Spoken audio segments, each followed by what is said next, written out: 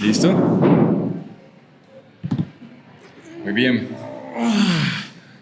Bueno, yo creo que hay que romper la cuarta pared porque, pues, primero agradecer la paciencia y la espera a quienes nos ven el día de hoy. Sí, muchas aquí gracias. en el espacio físico, ¿no? Porque Sí. virtual, ni se imaginarán todo lo que ha sucedido para poder lograr este espacio, este maravilloso espacio. Este lugar, este momento. Sí, muchas gracias a todos por la paciencia que han tenido, pero les garantizamos que valdrá la pena. Ojalá. Ojalá, sí. Listo. ¿Cómo me le va, profesor Juan Fernando Cerón del Río? Señor Juan Pablo Revelo, muy bien, excelente, bienvenido a un nuevo episodio de El Otro. Siempre desde un nuevo lugar, desde una nueva aventura. Y me gusta mucho establecer que realmente es un nuevo episodio porque es un nuevo espacio abierto en un nuevo certamen, movimiento, lugar, hasta geoespacial, pues. Así es. ¿Cierto? Entonces, Sí, señor. nuevo en todo el sentido de la palabra. Ok. ¿Cómo me le fue esta semana? Bien, bien, mucha clase. Mucha clase. Terminamos clase ya, Ya, afortunadamente. terminaste clase. Pensé que había mucha clase. No, que mucha clase social, mucha lucha. Eso. No, bueno, es excelente, ya sacando los proyectos académicos a flote. Ok. Los estudiantes obviamente siempre con la mejor actitud, Siempre con la mejor con los actitud. mejores ¿verdad? resultados para los estudiantes que nos ven y que hoy están también con nosotros. Es cierto, ¿no? ¿A usted qué tal? ¿Cómo fue esta semana? Bien, estuvo álgida, casi me da un aneurisma de tanto que escribí, como siempre. Este es el espacio como de distensión. Sí. Y estoy de acuerdo con ustedes, los estudiantes lo están dando todo para sus trabajos finales y van a presentar unas cosas asombrosas que Exacto. sobrepasarán nuestros límites. Diría Freire, la educación para emancipar. La educación para emancipar, oiga, muy bien. Claro. Lo veo bien con esa frase. Bueno, cuéntame, Bueno. ¿qué pasa hoy aquí? ¿Qué es esto? Siempre sorprendiéndonos. Pero empecemos por, ¿quién es Juan Fernando Cerón del Río? Sí, no, el ritual, por El favor. ritual, por favor. el Yo lo tengo ritual. preparado porque he estado juicioso A ver. con la presentación y quiero hacer, obviamente, dando el contexto, estamos en el Día Internacional de los Museos Correcto, Día Ya vamos a Internacional hablar. del Museo. y respondiendo a eso, hoy yo soy un anticuario.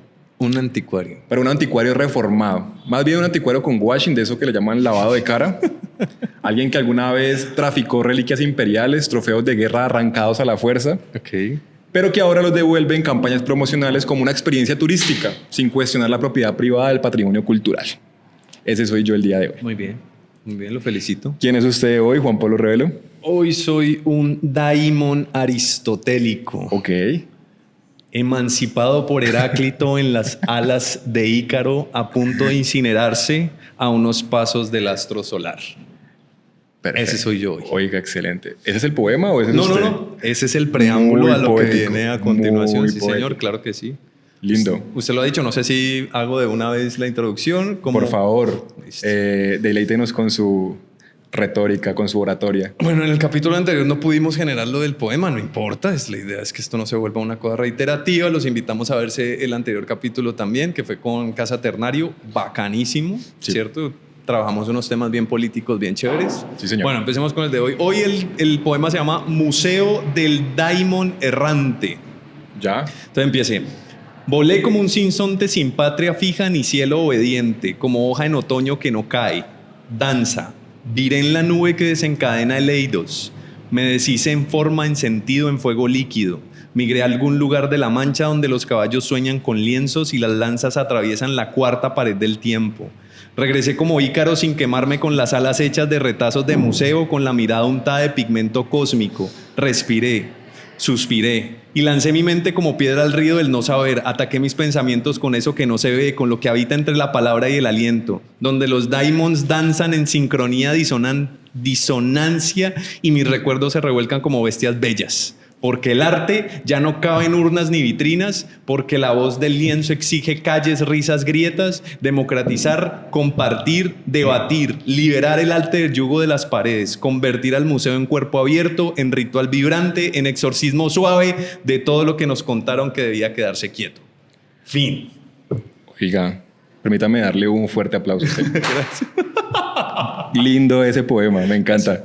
Gracias, Juanci. Gracias. Qué bueno. Yo creo que primero, antes de empezar con hablar de lo de los museos, es como explicar un poco qué es esto del Daimon. Ok. Si me lo permite. Hágale. ¿No? Ponga usted el marco teórico. Entonces, se supone que la primera vez que se utilizó la palabra fue en la Ilíada con Homero, en los cantos de Homero, y Homero proponía que los daimon eran como una fuerza que imprecisa, como un soplo, Ya. que movía, ¿cierto?, el destino de la persona errante, ¿no? Era como una voz, como una suerte de espíritu, de aura, que permitía como mover, transitar, Ok. ¿listo? Más adelante Sócrates habla de que era como una especie de voz íntima, Ajá. lo que hoy en día hablamos como de inspiración, Ujú. ¿cierto? Y digamos que ya cuando empieza a alejarse un poco de lo socrático, entonces empieza a desdibujarse la palabra daimon, a convertirse en demonios. Ya. Entonces, los demonios, en términos, el principio pues, del cristianismo, pues son voces que alteran la cordura de la conciencia y de lo que está, de lo bueno, ¿no? De lo Entiendo. bueno, entre comillas. Entonces, digamos que quiero traer esa palabra porque son los daimons quienes terminan hablándonos, haciéndonos mover y transitar en este mundo de ideas, más no son esas especie de bestias, Ajá. ¿no?, infernales, que nos incitan a hacer cosas que socialmente son negativas. Claro, la transformación de la palabra viene también con la influencia del cristianismo al entrar en ese momento de transición entre los romanos y lo que y el tema de la evangelización a través de la religión, ¿no? Y claro, entiéndase bueno en términos griegos como lo que sirve, ¿no? Claro. O sea, lo bueno y lo bello es lo que sirve. Ya. El escudo de la auriga es bueno, es bello siempre y cuando tenga una buena función. Ok. Entonces también se ha dibujado la palabra de la belleza, ¿no? Sí. Todo esto van a darse cuenta por qué Claro. se ancla con todo lo que vamos a hablar. Necesito saber con qué se ancla porque yo también estoy perdido. Sí, más adelante lo vamos a hacer como ese anclaje. Listo. Entonces nos enmarcamos en el Día Internacional de los Museos, ¿no? Sí, señor. Se propuso como si fuera el 18 de mayo. Es promovido por, digamos, el grupo, consejo más grande, pues, internacional de museos, llamado la ICOM. Ya. Y más o menos establecido desde 1977. La idea del día de hoy es concientizar a todos de que un museo no es un lugar donde se conservan retratos que nunca envejecen o situaciones que tienen un contexto histórico, o como yo les digo a mis estudiantes, un lugar donde la gente se siente bruta y por eso es que sale corriendo de ahí, Claro. sino más bien la idea de la visión de estos museos, que también cambió abruptamente, es que existe un intercambio cultural, una preservación del patrimonio y una suerte también, en términos educativos, de entender el arte desde su función pedagógica, ¿no? Creo que la discusión ahí va a estar bien álgida, porque claro, eso lo proponen los mismos museos, pero pues son los mismos museos los que propician esas interacciones y esas reacciones por parte de la sociedad. Correcto. Pero bueno, entonces arranquemos por lo primero. ¿Cuál es nuestro lema? ¿Cuál es el lema? No sé. No se lo sabe, listo. El lema del día de hoy. Del Día del Museo, sí, ya. del museo. Pero sí, que es el de Museos para la Educación y la Investigación. Exacto. Pensé que teníamos un lema. Hoy tenemos visitas. Tenemos una invitadita. Bueno, sí, entonces digamos que con ese lema, la idea es que el ICOM cambia el lema anualmente, dependiendo de lo que se quiera reforzar. Y estoy de acuerdo con usted con esa lucha, que también la vamos a trabajar aquí. Ajá. Entonces, exacto, eso nos reúne, nos convoca a todos en este lugar. No sé si empezamos a hablar del lugar o quiere usted arrancar por hablar del primer museo. Contextualizamos a las personas dónde estamos. Listo. Entonces, ¿dónde estamos, profesor Juan Estamos Fernando? en Cali, Colombia. Colombia, sí. Zona oeste, estamos en la Casa Obeso Mejía, una casa histórica de la ciudad, diseñada por un arquitecto estadounidense, Sí. el señor Clifford. Barker, no sé qué. ¿Cómo es? Wendhack. Bueno. Wendhack. Espero haberlo pronunciado bien. Era un arquitecto que diseñaba casas de campo. Entonces, obviamente, pues una arquitectura muy establecida frente a lo que requerían de la época. Y pues en este momento un centro cultural importante para la ciudad, ¿cierto? Importante destacar que Clifford nunca tuvo título de arquitecto. Oiga, sí. Le enseñaron el oficio de la arquitectura y él desarrolló como toda la estrategia pues, de construcción, muy similar a lo que sucedía con Joseph Paxton, así que me siento como una suerte de neopalacio de cristal, aquí donde estamos metidos. Claro. Eso me pareció como interesante pues, con el señor Clifford. Sí. ¿Qué más podemos decir? Estamos al lado del río. Al lado del río Cali. ¿Cierto? Donde se fundó absolutamente todo desde el principio. Donde nos invadieron también, por donde entraron a invadirnos. Por donde entraron, sí, claro. Y donde hemos restablecido, ni reivindicado, reconstruido, porque ni siquiera se deconstruyó, se reconstruyó sobre lo que ya habíamos establecido, ¿no? Pero bueno, siempre sucede lo mismo. Así es. Con la cultura. Bueno, ¿qué es un museo? Cuénteme. Un museo, ¿cierto? La palabra museo proviene de musa. Sí, señor. De ahí viene el nombre de museión, que así era el nombre inicialmente de lo que significaba museo, es decir, un lugar donde habitan las musas, por ende, donde habitan los daimones. Ahí conecta viene, usted. Ahí viene la conexión. Porque resulta que el primer museo no era un lugar donde la gente exhibía cosas. No. ¿El primer museo lo tiene? Sí. ¿Dónde fue? Pues, no, el primer museo no. O sea, ¿qué fue pasada con el museo? Eso. Antes, claro, primero no se conocía como museo, sino que era un centro de colección. Empieza por el coleccionismo, ¿no? Correcto. Entonces, donde estas personas, pues obviamente de alto poder, recopilaban sus objetos como trofeos de guerra, los botines que quedaban. Permítame, le meto un freno. Ese es el concepto de museo moderno. Lo que usted acaba de decir. Ok. Y aquí viene la parte que me destruyó el cerebro así de una manera increíble. Ya. Dice que el primer museión se hizo en Alejandría en el siglo III antes de Cristo. Claro. ¿Listo? Y se ubicó en Alejandría, lo que hoy consideramos como Egipto, Ajá. ¿cierto? Justo en el dominio helenístico, o sea, que estamos hablando del periodo de Alejandro Magno casi que finalizándolo, justo en el último periodo, pues el denominado helenístico, que también es el último periodo griego, Sí. que está representado pues por una decadencia, digámoslo así, de fuerza militar. Pero lo que me parece importante aquí destacar es que no era un centro de poder solamente, de saber, sino que también era un centro de poder político. Claro. Y aparece un nombrecillo, Ptolomeo. Ya. Ptolomeo fue la primera persona en crear un espacio donde se pudiera reunir todos los saberes dentro de un mismo espacio, una suerte como de universidad, como de academia. Y tenían un lema que era: vamos a preservar tu cultura bajo nuestras reglas. A mí me parece un tanto como imponente, ¿no? Entonces, te preservo, Sí. pero mis reglas, ¿listo? Pero me parece más cómodo que te invado, Ajá. te invisibilizo, construyo encima tuyo y sigamos para adelante. Digo, Ajá. descubrí lo que denominamos América, ¿no? Cuento esa historia. Y cuento esa historia, exacto. Entonces, señor. Vea que antes de Ptolomeo estaba Nabucodonosor II. Muy bien. Muy bien. Que fue Nabucodonosor el Grande. Entonces, el rey de Babilonia en ese momento, y entonces él también hacía una especie de gabinetes de maravilla del mundo. Y vea que chévere lo de la palabra gabinete, porque es como se le empieza a nombrar a esos espacios. No se relacionaba con muebles, sino que eran espacios donde estaban todos esos elementos que recolectaban quienes pues hacían toda esa colección de trofeos de guerra o de cosas que pasan. Y luego... Entonces, por eso el presidente dice mi gabinete. Mi gabinete. O sea, tiene una colección de trofeos. Es que por eso hice esa cara, güey.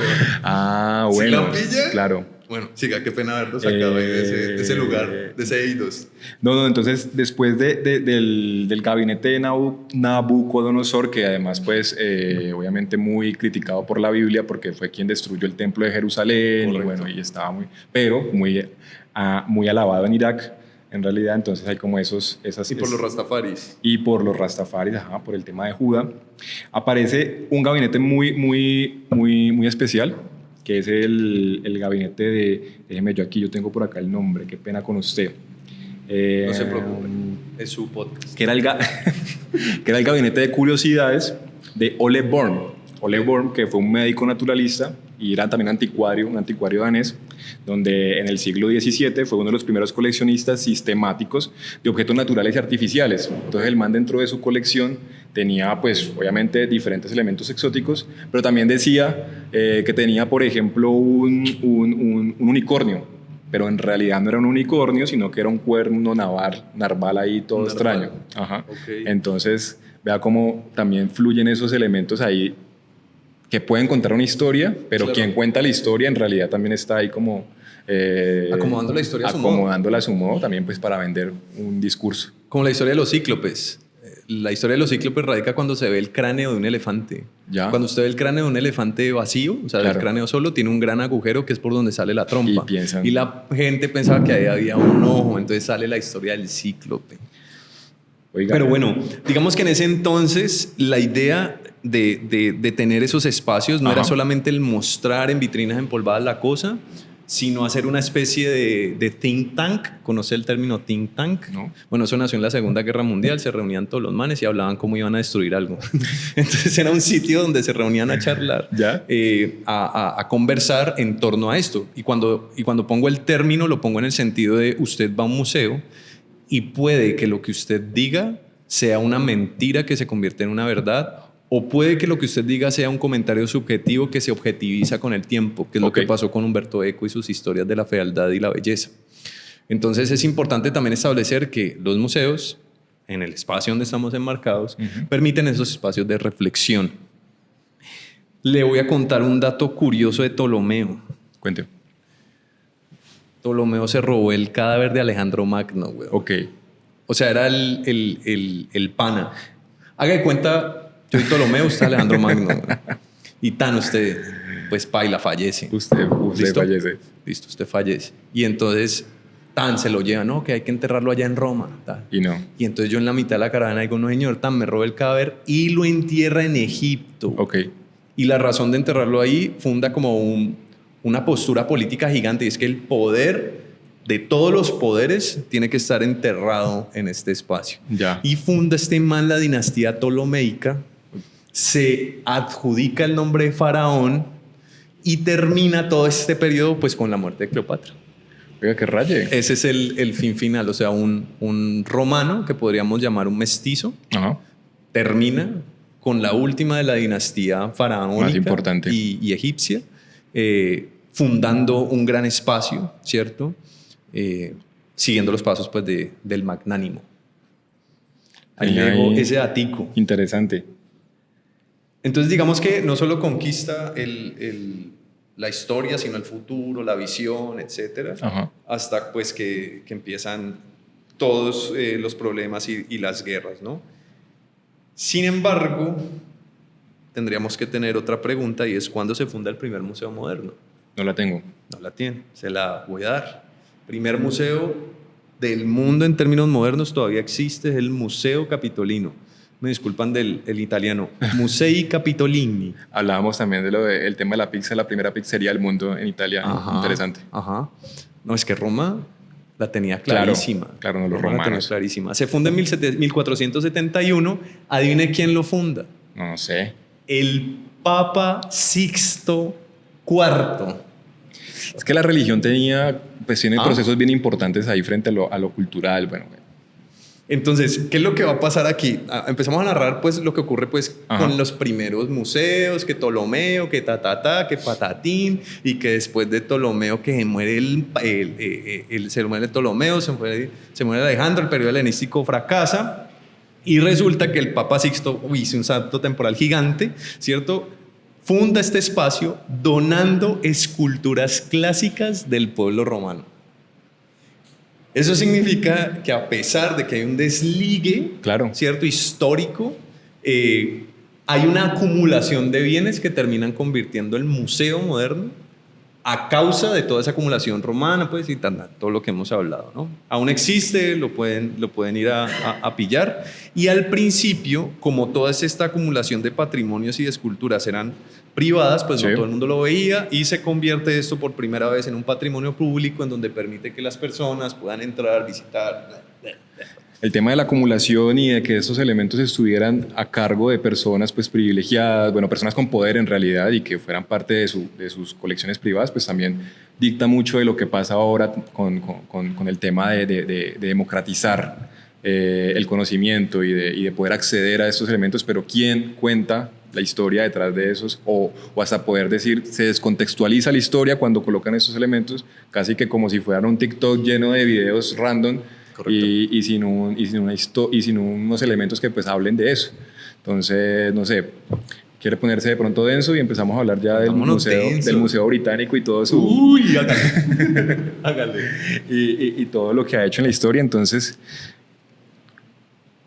decir prácticamente que hay más momias en el Museo Británico que en Egipto puede ser hasta bien transgresor frente a lo que se piensa como un museo, ¿cierto? Cómo el museo está recopilando lo que hace parte de nuestra historia y cómo la cuenta también. Claro. Entonces llegas al Museo Británico y si encontrás toda la exhibición de Egipto, aunque yo no he tenido la fortuna de ir, pero claro, todo desde esa visión colonizadora, europea, eurocentrista y raya mucho con las personas pues que digamos que vienen de los espacios o de las comunidades que están relacionadas con esos elementos, con esos objetos o con esas cosas que se muestran allá. Que se muestran allá. Sí, el problema es que existía una ley, creo que eso, no sé si ya se cambió, y ahí dejen en sus comentarios si estoy diciendo la verdad. Había una ley que decía que el que descubría se lo llevaba para su país. Claro. Hoy en día creo que eso está debatiéndose como esa norma. El que ganaba la guerra se lo llevaba para su país. Correcto. Por eso hoy en día podemos aprender más de Colombia yendo al MoMA, al Met o al Museo Británico, y es real. O sea, cuando llegas al Met, por ejemplo, que ese sí he tenido un privilegio de conocerlo, hay una sala sola, y cuando digo sala es más grande que esta casa, de solo arte precolombino y prehispánico. Ya. Y te encuentras esculturas quimbayas, incas obviamente, todas estas regiones latinoamericanas allí. Y cuando yo veo el pobre Museo La Merced, que hace el mayor esfuerzo para tener la mayor cantidad de elementos, o el Museo del Oro, que también hace un esfuerzo enorme para poder hacerlo, pues uno empieza a permitirse preguntar por qué se nos quedan con nuestros elementos, por qué yo no puedo dar una clase de historia del arte densa, jugosa, porque los museos nuestros carecen de objetos, y no es precisamente porque no los tengan, sino porque hay unas peleas y unas luchas legales entre lo que es mío y lo que es del otro, ¿no? O sea, le cayó la billetera, yo la encontré, es mía. Es más o menos así como funcionan los desempolvahuesitos, pues, los arqueólogos. Sí, y todos los descubridores, ¿no? Claro. Entonces, sí, me gusta mucho lo que usted ha dicho. Sí, Juanse. entonces, pues este museo llega a atesorar piezas de todo el mundo, incluyen mármoles del Hind de Grecia, el tesoro de Benín de Nigeria, momias egipcias, y pues siempre, o sea, muchas sin la intención de hacer una restitución también frente a la misma población de la cual, pues, parte de esos elementos. Entonces, ¿qué está haciendo el Museo Británico? Pues por las comunidades o por los espacios en Egipto, en Grecia, en Nigeria, para hacer, digamos que una restitución o un trabajo mancomunado con quienes de verdad deberían tener estas piezas. Y empieza también una pelea política, ¿no? Porque es que si yo te entrego, supongamos que nosotros tuviéramos acá el sarcófago de Tutankamón y llegan y me dicen, no, es que eso es mío, pues es que si yo lo saco de este museo, entonces ya no me van a visitar. Entonces, ¿ves? Empiezan una pelea con relación al objeto, ¿no? Y también me parece que hay un desvaciado, permítame la palabra, sobre el significado del objeto. Entonces el objeto deja de significar lo que realmente significa para convertirse en lo vi. Claro. Me tomé foto, pero no sé quién es. Claro. Uy, es magnífico, es lleno de oro, lapislázuli, rubíes, pero ajá, y entonces se queda como también en una especie de elemento superfluo de fast food. Claro. No, y tanto así que ya el museo entraría es casi que a competir con el centro comercial, que con los, o sea, total, entra en una vaina bien capitalista. Total. El caso es que, claro, ellos también pueden tener el discurso de quién conserva y qué es conservación, porque puedes decir, no, es que nosotros aquí los conservamos y hacemos todos los cuidados, pero claro, las mismas comunidades dicen, no, pero es que eso hace parte de nuestra historia, hace parte de nuestra cultura, deberían estar aquí. Entonces, pero ¿tienen las comunidades las herramientas, la capacidad para conservar esos elementos de tanta historia? Tal vez sí, pero bueno, está el discurso del otro lado que dice que tal vez no. Sí, ese argumento lo tienen tan fuerte que incluso la momia que teníamos en el Museo Arqueológico La Merced tocó cederla porque no tenían los recursos suficientes para poder protegerla del tiempo. Y sí, ese es el argumento más grande y por eso es que se pelean tanto, ¿no? Claro. Sin embargo, le tengo otro dato. Cuéntame. 1916, Primera Guerra Mundial. Muchos de los artistas que le voy a decir fueron a la primera línea Ya. de la Primera Guerra Mundial. No, primera línea ahorita también es una palabra muy, muy satanizada, pero el frente de guerra, pues, Ya. la vanguardia que llaman. De ahí viene el nombre de vanguardia, ¿no? Entonces estaban Hans Richter, Jan Sarp, ¿le suenan? Tristan Tzara. Claro. Y se reunían en un bar a discutir esto que estamos hablando acerca de qué es arte, Ok. qué es un museo y por qué tienen que avalar. Y aquí vamos a hablar un poquito de también esa transición de pasar de un espacio de reflexión y de elementos intelectuales y de educar a un espacio de segregación. Porque no nos vamos a decir mentiras. Yo hablo de Cali, ¿no? Argentina tiene un pensamiento diferente. En Buenos Aires la gente hace fila para entrar a los museos.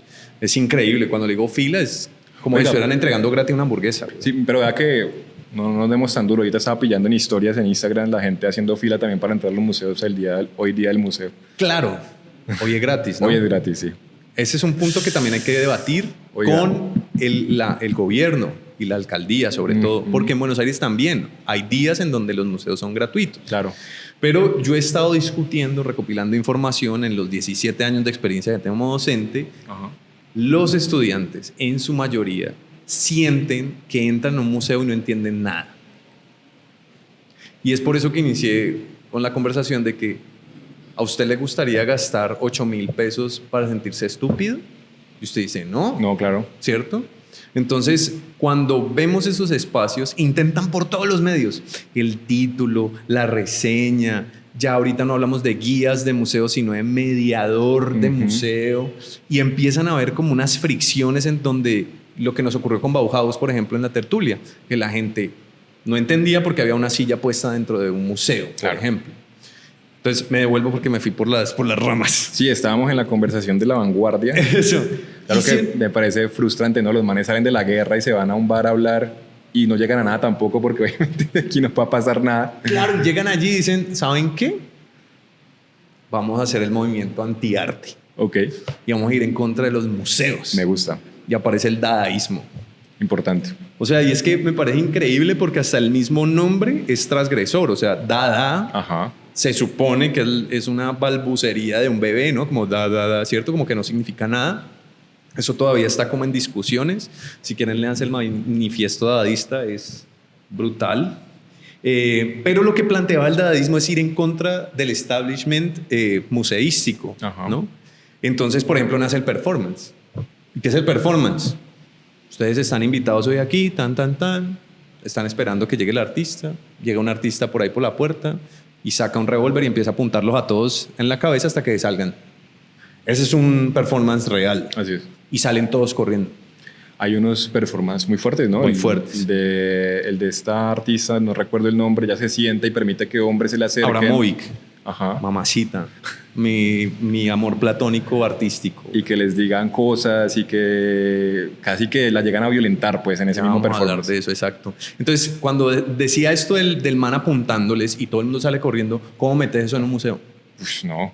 No se puede. No se puede. Entonces, como gol, la hicimos. El performance es una técnica que no puede entrar al museo. Y llega un man y graba. Y entonces saca el cassette, lo pone en un televisor y lo meten al museo.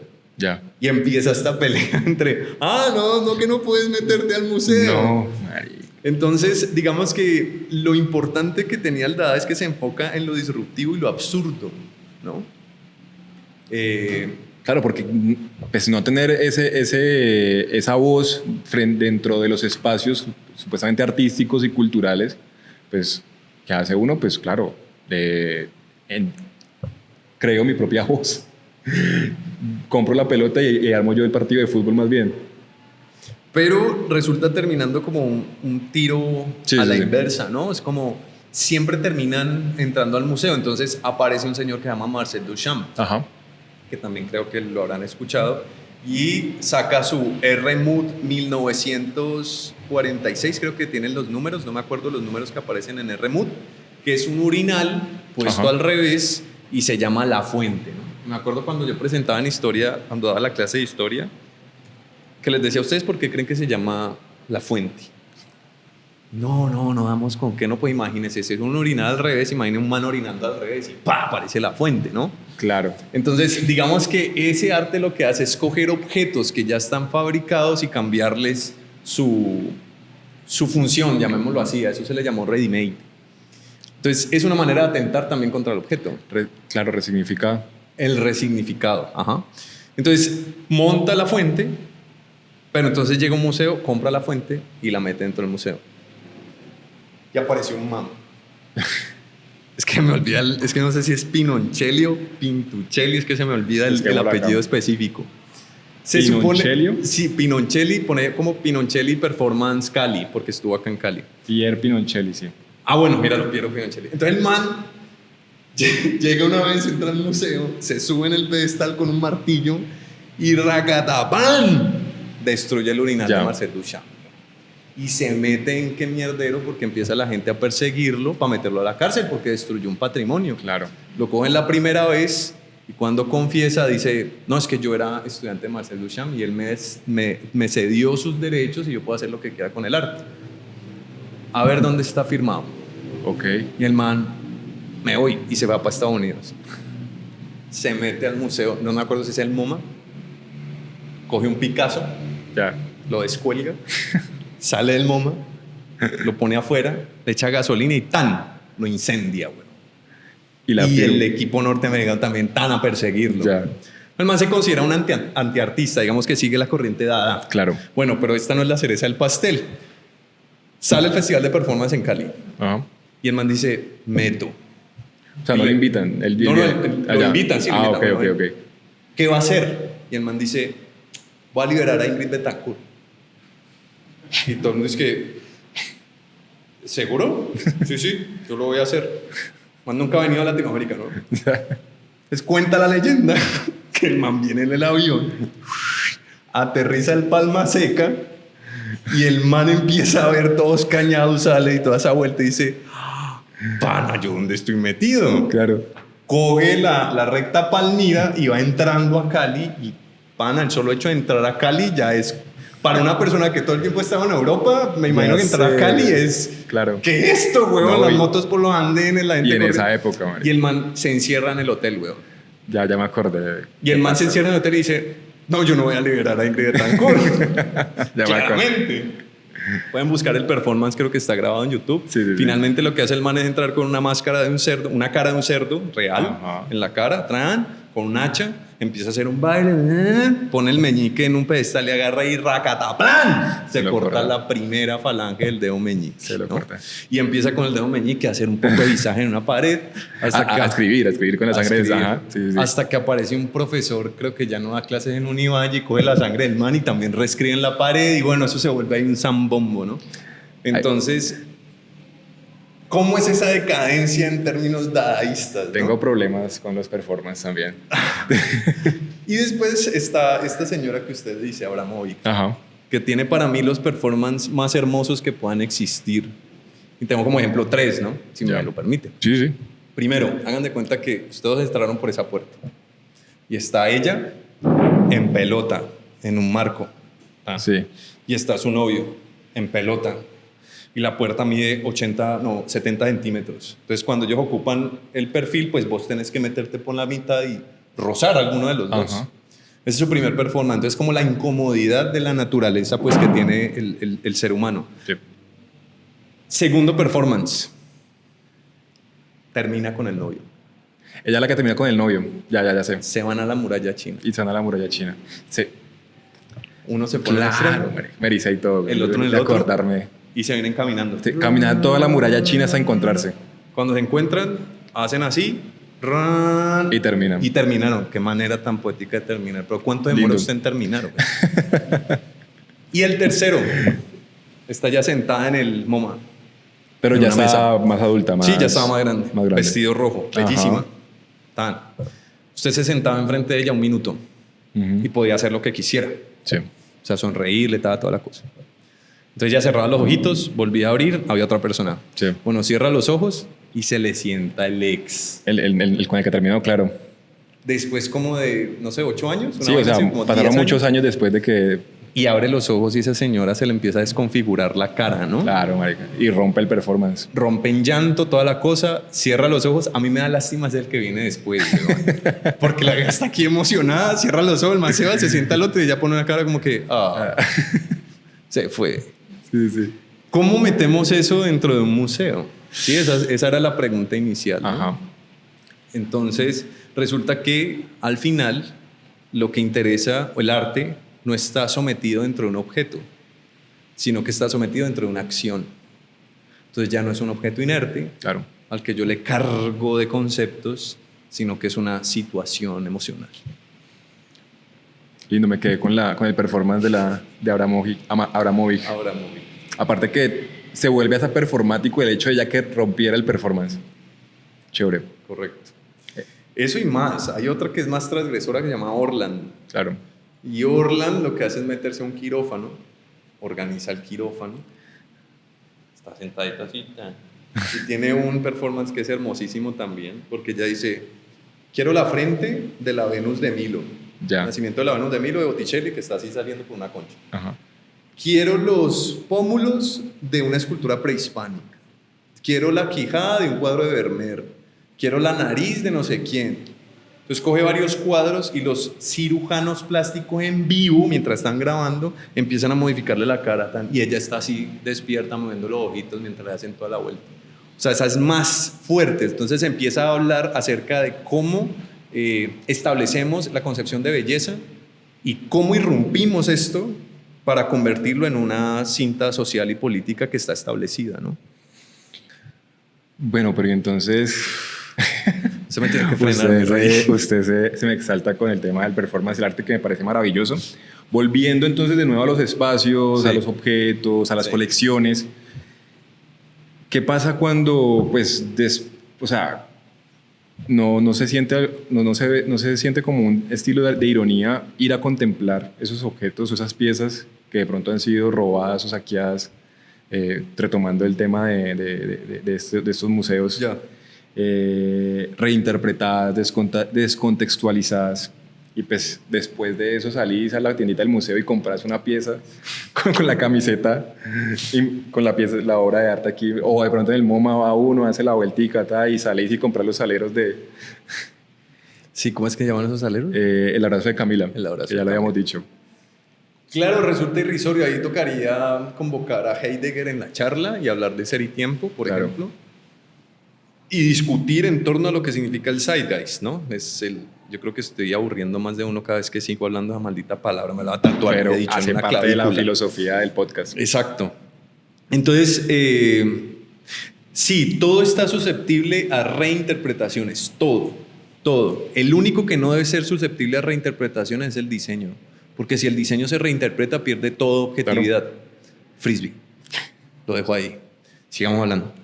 Entonces, espere, ¿cómo así? sí, porque vamos a hablar de eso en otro sí, episodio, sí, mi vamos rey. a tocar Frisbee. Entonces, Es que nadie lo hace como Frisbee lo hace. Bien. entonces, claro, la obra o la pieza entra ahí y la gente lo que empieza es a reinterpretar, pero reinterpreta desde su bagaje cognitivo. Es decir, que si yo me enfrento a una pieza sin nada, pues no va a haber nada. Claro. Y no voy a entender por qué alguien se queda viendo un cuadrado blanco con un cuadrado negro en la mitad firmado por Malevich, que se llama cuadro negro sobre fondo blanco, ¿no? Y la gente dice, ¿y cómo eso es arte? ¿No? Y es porque resulta que estos finales que se encierran dentro de las vanguardias están muy conectados con cómo o qué significa no la pieza, Ajá. sino el contexto en el que está sumergida la pieza. ¿Usted cómo la ve? Sí, lo mismo, lo de descontextualizar, lo que pasa con los estudiantes, que lo tocabas ahorita, el tema de ir a un museo sin esos elementos y enfrentarse, es como cuando nos enfrentamos a la hoja en blanco en el momento del proceso creativo, o sea, como que primero pues llénate de elementos para poder tener esa discusión con esa historia que está ahí colgada, pero claro, el museo también tiene que brindar las herramientas para poder hacerlo. Entonces, decir y colgar una pieza puede ser de pronto, no sé, Irrisorio. Sí, irónico. también me sucedió una vez que llevamos unos pelados al Museo de la Merced, entraron, ven los platos y entonces empieza a explicar el guía pues que los platos ceremoniales, que las ranitas, que la fertilidad, que esto y lo otro, la cosmogonía indígena, tan. Y entonces llega un estudiante bien avispado y me dice, profe, ¿pero eso es diseño o es arte? Y yo, explícame la vuelta. Dice, claro, porque si tiene una función, entonces eran diseño. Y entonces ahora, ¿por qué son arte? ¿No? Claro. Muy similar a lo que hablamos con Pato, de que debería existir, Pato, la jefa de Ternario, con relación a realmente los indígenas o egipcios o griegos, como le quieran llamar, las civilizaciones antiguas, se pensaban el objeto como un objeto diferente de lo que concebimos arte, o para ellos objeto y arte eran una sola cosa, que es hacia allá donde apunta mi tesis. Es decir, arte y diseño no es que sean lo mismo, es que en su raíz parten de una base, ¿sí? Pero cuando entran a esto que le hemos llamado museo, que es un territorio, el objeto empieza a comportarse de manera distinta. Es como si usted llegara aquí, está acostumbrado a manejar su moto aquí. Ajá. Si usted se va a Inglaterra a manejar su moto, como la maneja aquí, mi rey, o sea, usted sale más multado que 2 multados. No, en la cárcel. O en la cárcel. Y antes de que sigas ahí, pasa lo mismo con el tema de establecer el museo. ¿Y qué pasa cuando se establecen los museos, por ejemplo, aquí en Latinoamérica, en Colombia, en Cali, con esa visión eurocentrista, repito, y con esa visión colonizadora? Y además, pues, en contraposición a eso, surgen esos museos de resistencia que buscan de pronto también contar una verdad. O sea, pasa, por ejemplo, ahorita con la JEP y con el Museo de la Verdad, de todo lo que pasó con el conflicto. Termina siendo un museo, pero también cuenta una historia muy diferente a cómo se puede contar en estos museos tradicionales. O, por ejemplo, también lo que pasó en Chile con el Museo de la Memoria y los Derechos Humanos después de la dictadura, o los museos comunitarios indígenas de México y Bolivia, pues, que reactivan todas esas tradiciones de esas comunidades, pues, que hacen parte de ese territorio, pero que están en el territorio, valga la redundancia, y que lo cuentan desde su propia visión. Creo que ahí sí es un poquito de resistencia y de contar nuestro propio discurso.